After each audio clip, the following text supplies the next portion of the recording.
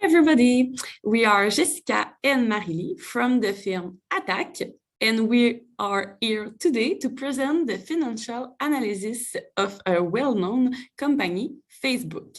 This is the plan of the presentation that we will show to you. We will start with an introduction, then we will present to you three forms of analysis. We will make a comparison between Facebook and Google, and we will finish with a conclusion. Before we get into the financial analysis of the global giant, let's review what Facebook is. Meta Platforms Inc., formerly Facebook Inc. until 2021, better known by its trade name Meta, is an American company founded in 2004 by Mark Zuckerberg. It's one of the giants of the web. Grouped under the acronym GAFAM, alongside Google, Facebook, Amazon, and Microsoft. Of course, everyone knows that Facebook is the most popular social network used by the population. However, from an entrepreneurial point of view, it's a platform that is used to adverse and survives on that. The IPO of Facebook stock on May 18, 2012 was one of the major events of 2012 in the financial markets. The Facebook IPO generated a media buzz. The stock was listed at $38 on Wall Street, or a valuation of $104 billion, the highest known value to date for a newly publicly traded company. 421 million shares were offered for sale, for a total of almost $16 billion. The stock dropped in the first few days of trading. After 10 days, the stock decreased of 22.3%. The stock continues to lose value to fall to $19 after the first quarter.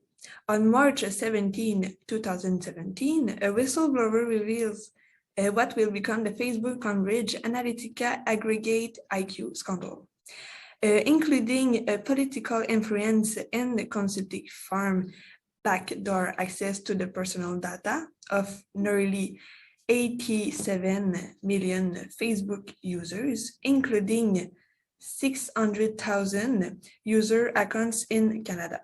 As of April 4, 2018, Facebook's stock market value had erased more than $100 billion, while the stock was down nearly 16%. For the last year, we can observe a downward trend in the value of the stock, including a major crash in February 2022.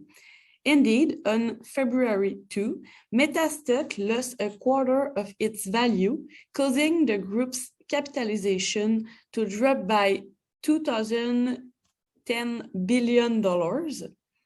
This loss of value is due to a drop in the number of Facebook users for the first time since the launch of the site in 2004, following the release of the company's financial results. These disappointing results are partly due to Mark Zuckerberg's massive investments in the new name of his company, virtual reality and metaverse. The Reality Labs branch is which all the research and the metaverse dreamed by Mark Zuckerberg takes place has presented losses of $3.3 billion in the quarter. All this leads Meta to predict a turnover of $27 to $29 billion for the next quarter, a growth between 3 and 11%. As a reminder, the lowest growth in Facebook's history was 11%. If we compare the last 5 years with the last year, we can see that the trend was previously on the rise since 2017. If we do a little more detailed analysis, here is the data that stand out. We can see that assets have been steadily increasing since 2019 and almost doubled between 2019 and 2020. Liabilities decreased between 2019 and 2020 and then rose again, while equity increased significantly between 2019 and 2020, but decreased between 2020 and 2021. This can be explained by the fact that assets are financed by either liability and equity. So the big increase for 2019 and 2020 was mostly borne by the equity, which more than doubled. So we hardly need to take on more debt and even allow the liability to decrease while between 2020 and 2021. The increase in asset was borne by the liability, which increased by 211%.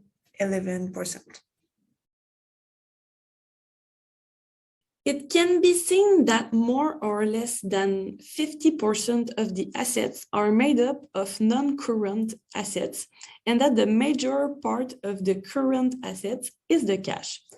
On the other end, we can also notice that in 2019 and 2020, the accounts have remained stable, but in 2021, the cash has decreased while the accounts receivable and prepaid expenses have increased.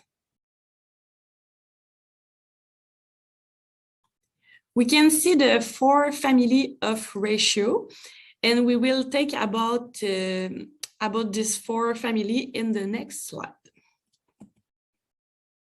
The current ratio of Facebook is 3.15, which is excellent and means that we can cover 3.15 times our short-term obligations with assets. The debt ratio is 24%, which is relatively low. Facebook has a return on assets of 23.7%, which is not much efficient for generate earnings by using its assets.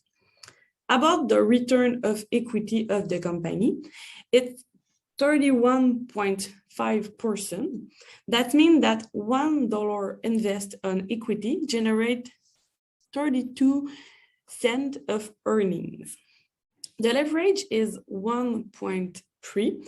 This isn't very high because it refers to the use of debt to increase the investment capacity of the company and the impact of this use on the return on equity invest. Here we can see a net margin of 33.4% and a gross margin of 80%, which we will come back to later. We can notice that the two companies follow the same trend until February 2022, where Google falls, but by much less than Facebook. Apple, Amazon, and Microsoft have published excellent results for the last quarter, which validate their different strategies. Even worse for Meta, the rival Google Rose business model is also based on advertising revenues, signed a record quarter. Here you can see the comparison in the ratios between Facebook and Google. Google's market value is much greater than Facebook, despite the fact that it has far fewer shares outstanding.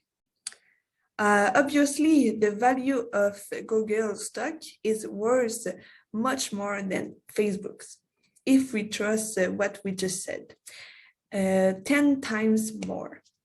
What is interesting to note here is the difference between gross margin and net margin. We can observe that the gross margin of Google is 57% against 80% for Facebook. And the net margin of Google is 30% against 33% for Facebook. We can therefore deduce that the operating expenses of Facebook are really higher than that of Facebook, since the two companies have practically the same net margin, but that the gross margin of Facebook is 23% higher than that of Google. It will be nice for Facebook to focus on this element to understand why they are losing so much profit by their expenses.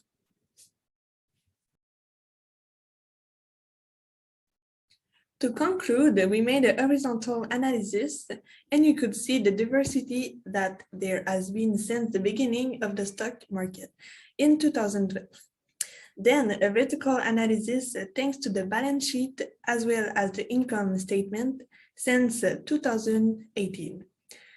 Then we saw the important ratio, such as the current ratio, which was excellent, but a relatively low debt ratio.